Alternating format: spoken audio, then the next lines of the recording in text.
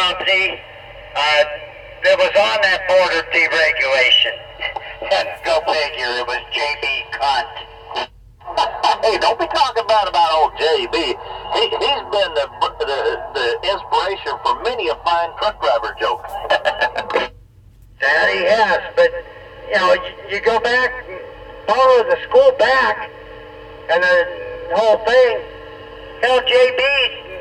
was the only one that was representing the trucking industry, and he had it, got it set up to basically accommodate his company to screw everybody else. After deregulation, look how many companies went bankrupt, bellied up, including J.B. Hunt, and they were the only company that the government stepped in and bailed out. You know, you really need to quit holding back. How do you really feel? Well, who's the strongest company right now? I don't know. Well, I guess it depends on what the commodities is. Dry van, you know, flatbed, reefers. Right now, basically KLOM just bought out FFE, which made them the largest reefer company. Swift just bought out Central.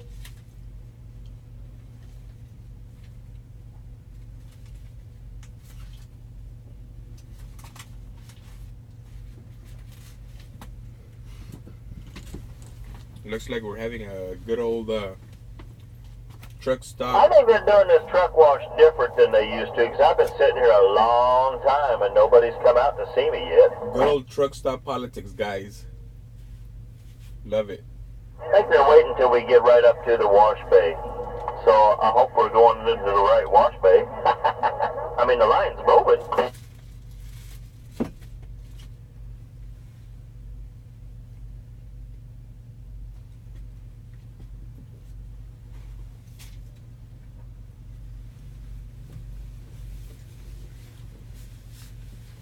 Yeah, that's another thing. A long time ago, I remember you could pull up to the fuel aisle and get your brush out and wash real quickly the cab of your truck and nobody mind. But nowadays, you can't do that either. That's right. They used to have little brushes in the 5-gallon buckets with go-go juice in there. I remember that. Oh, hell, it used to be they come out and do it for you, you know. Give a guy an extra $5.